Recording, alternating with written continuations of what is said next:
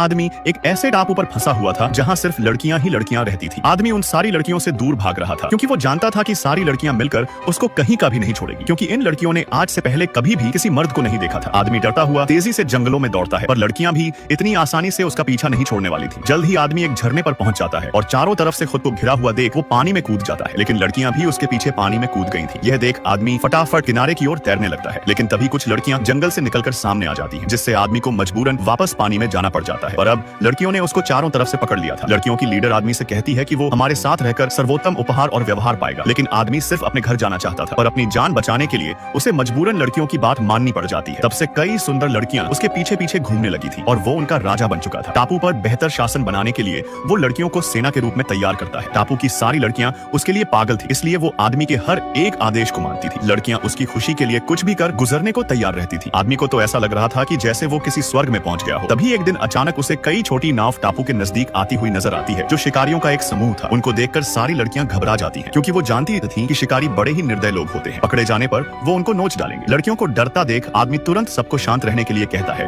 और कहता है कि उसके पास जंगली लोगों से बचने का एक तरीका है। वो लड़कियों को बोर्ड लेकर शिकारियों को टापू से भगाने को कहता है। जंगली नेता बहुत गुस्से में था, क्योंकि 10 सालों से टापू पर छिपी हुई लड़कियां आज उनका सामना कर रही थी। इसलिए जंगली नेता खुद आकर लड़कियों को हथियार डालने को कहता है, वरना वो पूरे टापू को तबाह कर देगा। नेता को लगा कि वो लड़ेंगी, लेकिन लड़कियां हार मानकर उनका कब्जा स्वीकार कर लेती हैं। फिर सारे जंगली लोग लड़कियों के पीछे जंगलों में जाते हैं। जंगली शिकारी आदमी के जाल में फंस चुके थे। उनके जाने के बाद आदमी लड़कियों की दूसरी टीम को उनकी नावों को तोड़ने के लिए भेजता है। उसी समय जंगली लोग एक मूर्ति के पास पहुंच चुके थे। नेता घुटने टेक कर उनकी पूजा करता है और अपनी रक्षा के लिए प्रार्थना करता है। फिर उठकर उसने सभी लड़कियों को पकड़ने का आदेश दे दिया था, क्योंकि वो अपने कबीले की संख्या बढ़ाना चाहता था। लड़कियां बचकर इधर उधर भाग रही थी कि तभी अचानक मूर्ति से एक अजीब आवाज आती है, जिसे सुनकर जंगली नेता हैरान था। तभी मूर्ति की आंखों से तेज रोशनी निकलने लगी थी, जिसको देखकर जंगली नेता बहुत गुस्सा हो जाता है और मूर्ति को कोसने लगता है। तभी मूर्ति के मुंह से आग निकलने लगी थी, जिसमें शिकारी जलते जलते बचे थे। तभी मूर्ति से ठंडी हवा भी निकलती है, जिसमें नेता की कुल्फी जम गई थी। और फिर अचानक मूर्ति के मुंह से तेज पानी निकलने लगा था, जिसने जंगली नेता को कई मीटर दूर फेंक दिया था। दरअसल यह सारे चमत्कार आदमी कर रहा था। वो पानी का पाइप लेकर मूर्ति से बाहर निकल आता है और जंगली शिकारी पर ऐसा हमला करता है, जिससे सारे लोग डरकर तुरंत नाव की ओर दौड़ पड़ते हैं। लेकिन आखिर तक आदमी ने सारे जंगली शिकारियों की बैंड बजाकर रख दी थी, जिसके बाद टापू फिर से खुशहाल स्थिति में लौट आया था। आदमी लड़कियों के साथ जश्न मना रहा था। वो उनके साथ नाचता गाता है और खूब मजे करता है, पर उसे समझ आ चुका था कि लड़कियां उसे हमेशा के लिए टापू पर ही रखना चाहती हैं, जिससे आदमी तुरंत वहां से भागने का फैसला करता है। ये देख लड़कियां गुस्से में भाले लेकर उसके पीछे दौड़ने लगी। आदमी उनके हमलों से बचते हुए आगे भागे जा रहा था। तभी किस्मत से उसको आकाश में एक हेलीकॉप्टर दिखाई दे जाता है। वो तुरंत किनारे जाकर जोर जोर से चिल्लाने लगा था। हेलीकॉप्टर के पायलट ने उसे देख लिया था। वो बचाव के लिए तुरंत एक रस्सी नीचे फेंकते हैं। लड़कियों की सेना भी किनारे तक पहुंच चुकी थी, मगर आदमी सफलतापूर्ण हेलीकॉप्टर पर चढ़ जाता है और लड़कियों की इस टापू से बचकर निकल